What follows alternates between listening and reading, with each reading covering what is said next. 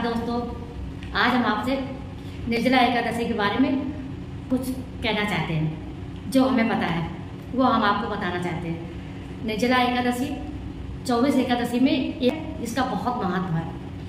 सबसे पहले इस एकादशी को भीम ने रखा था, क्योंकि पांचों पांडवों में भीम की जो पेट था ना, उनकी पेट की भूख कभी खत्म नहीं होती थी और पांचों पांडव और द्रौपदी व्रत किया करते थे एकादशी का।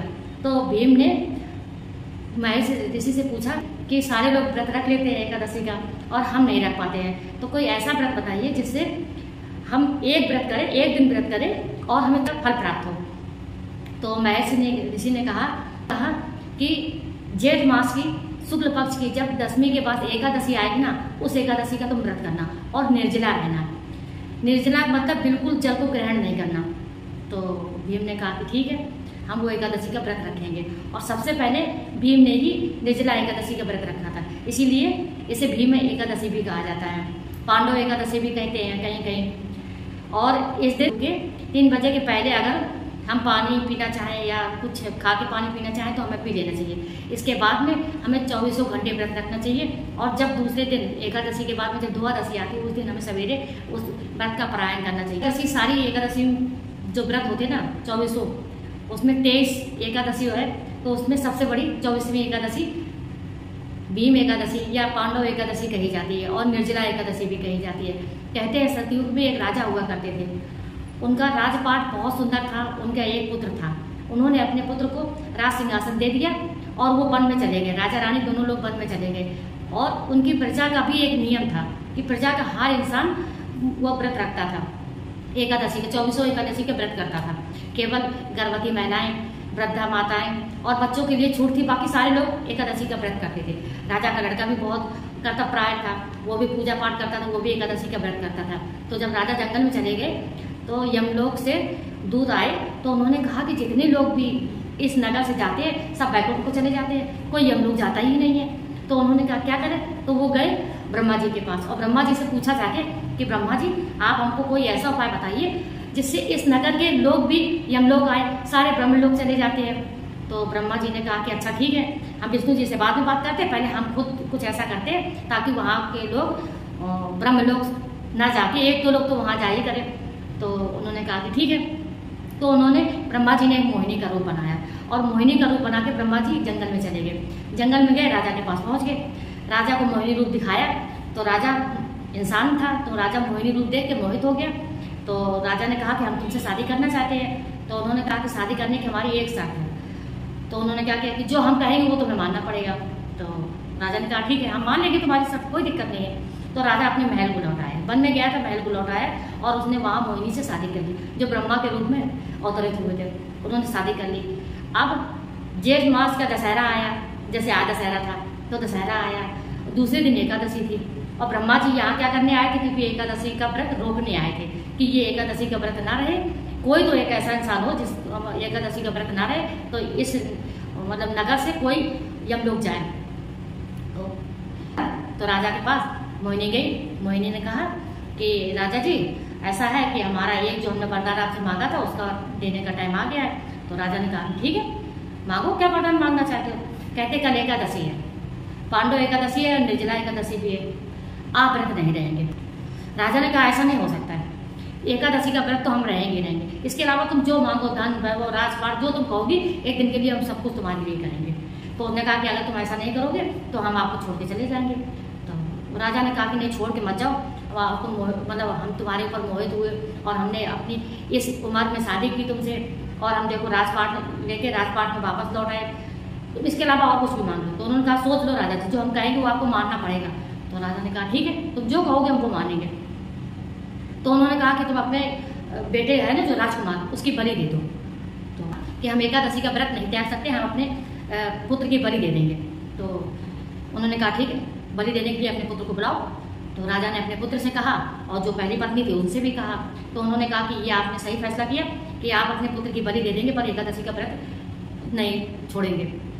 भगवान की माया है ना, ऐसे कैसे हो सकता है, एकादशी का कोई व्रत रखे और उसको अपने पुत्र की बलि देनी पड़े। तो जैसे ही राजा बलि देने के लिए तैयार हुए, वैसे ही भगवान विष्णु गरुड़ पर सवार होकर राजा के पास आ गए और मोहिनी गायब। क्योंकि मोहिनी को तो गायब होना ही था, क्योंकि माया को तो जाना ही था। माया तो केवल परीक्षा ले रही थी। ऐसी है निर्जला एकादशी। कहते हैं निर्जला एकादशी का जो भी व्रत करता है उसको 1000 अश्वमेध यज्ञ करने से भी बड़ा फल मिलता है। अगर हम 1000 यज्ञ करेंगे ना, उसका भी फल इतना नहीं मिलेगा जितना केवल एक निर्जला एकादशी का व्रत करने से हमें प्राप्त होगा। और वैसे भी ये एकादशी नारायण को समर्पित है, भगवान कृष्ण को समर्पित है, इसलिए इस एकादशी को हमें निर्जला व्रत रहना चाहिए। अगर हम अस्वस्थ हैं, अगर हम व्रत नहीं रह सकते हैं तो हम एक बार पानी पी सकते हैं। अगर हम मन में ठान लें तो कुछ भी असंभव नहीं है। ज्ञान इंद्रिया 5 कर्म इंद्रियों से भी बड़ा मन है, मन बहुत चंचल है।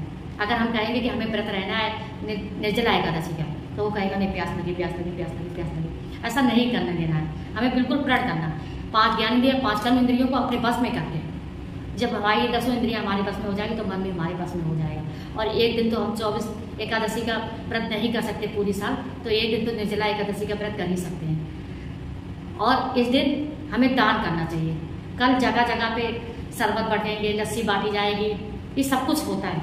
निर्जला एकादशी पे एक मट्टी का घड़ा ले ले, मट्टी का घड़ा कल ले आए, परसों दान करेंगे हम सुबह। एक मट्टी का घड़ा ले आए, मट्टी के घड़े में जल भर लें पूरा ऊपर तक। एक बिजना होता है, बिजना जो हवा डुलाया जाता है उसको ऐसे ऐसे गर्मी में डुलाने के लिए होता है। बिजना पंखा, मतलब हाथ वाला पंखा होता है ना, उसको ले आए।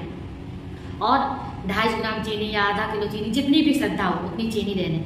तो वो मटके में पानी भर के, और अगर मटके में हम चीनी घोल देंगे तो मटका खराब हो जाएगा, तो इसलिए पानी जल भर के मटके में ऊपर से पंखा रख के, उसके ऊपर से चीनी रख के, और जो भी हमारे पास श्रद्धा से दक्षिणा हो वो हमें दान करनी चाहिए। क्योंकि कल के दिन दान का बहुत महत्व है। और जेठ का महीना जब आता है ना, तब जून या मई होती है, और जून के महीने में बहुत ज़्यादा गर्मी पड़ती है। और कल 31 मई है, समझ लो जून लगी गई है। तो उस भगवान हमारी परीक्षा देने के लिए तैयार है और हमें परीक्षा देनी चाहिए। कहते हैं कि 4 युगों में जब सतयुग आता है तो आदमी के प्राण हड्डियों में बसते हैं। आदमी का पूरा शरीर नोच लिया जाए फिर भी हड्डियां बची रहेंगी ना, तो सतयुग में तो वो जिंदा रहेगा। और द्वापर में उसके प्राण मांस में बसे होते हैं। मांस होगा ना तो उसके प्राण जीवित बने रहेंगे। मांस छोड़ो तो बाकी सब कुछ निकालो, तब भी वो जीवित बना रहेगा। और त्रेता युग में कहते हैं कि उसकी चमड़ी बनी रहे, तो हड्डियां भी निकालो, मांस भी निकालो, तब भी इंसान जिंदा रहता था। और कलयुग में अगर आदमी से उसका भोजन छीन लो तो वो जिंदा नहीं रह सकता। इसलिए कलयुग में एकादशी का, निर्जला एकादशी का महत्व बहुत बड़ा है। और साल में 12 एकादशी आती हैं। अगर हम 11 एकादशी में भोजन नहीं ग्रहण करते, अन्न नहीं ग्रहण करते, तो कहते हैं पुराणों में, वेदों में लिखा हुआ है कि हमारे हिस्से का अन्न किसी गरीब के पेट में चला जाता है, अपने आप चला जाता है। और 12 साल में जितनी भी एकादशियाँ जितनी भी एकादशी 12 साल में पड़ती है, उन सबका पूर्ण फल अगर हम सिर्फ एक एकादशी व्रत कर ले, निर्जला एकादशी, तो हमें उसमें प्राप्त हो जाता है। कि सतयुग में हड्डियों में, और द्वापर में मांस में, और त्रेता युग में चमड़ी पे, और कलयुग में अन्न से। अगर इंसान का अन्न छीन लिया जाएगा ना तो वो जीवित नहीं रह पाएगा। 3 बजे पहले अगर हम ज़्यादा, हमें लगता है कि गर्मी भी बहुत है और हम बिना पानी के नहीं रह सकते हैं, तो हमें 3 बजे के पहले पानी पी लेना चाहिए। अगर आज हम 3 बजे रात को पानी पी लेंगे, सुबह 3 बजे पानी पी लेंगे, फिर पूरा दिन हम निर्जला रहेंगे।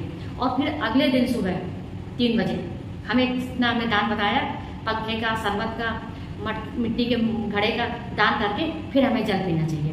दान करके ही हमें निर्जला एकादशी का पारायण करना चाहिए। हो सके कल के दिन हमें सिर्फ भगवान का भजन करना चाहिए, 1 माला 2 माला।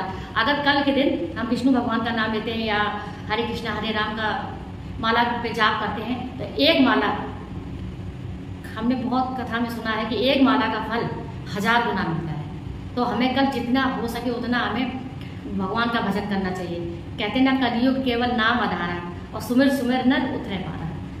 कलयुग में केवल भगवान का नाम ही आधार है, जिससे सुमिरने से, जिसको रखने से, जिसको बोलने से भगवान उसका बेड़ा पार कर देते हैं। कलयुग में केवल ये है। सतयुग में आदमी हजारों साल तपस्या करता था, द्वापर युग में आदमी 500 साल तपस्या करता था, त्रेता युग में आदमी बाणप्रस्थ आश्रम वन में चला जाता था, 75 साल की उम्र के बाद वो वन में चले जाते थे। और कलयुग में घर में रह के ही हम आते जाते, उठते बैठते, चलते फिरते, सोते जागते, कभी भी हम भगवान का नाम रख लें, उतने में हमारी मोक्ष की प्राप्ति हो जाती है। उतने में ही हम वैकुंठ धाम चले जाते हैं। और निर्जला के दिन तो जानवर भी भोजन नहीं करते।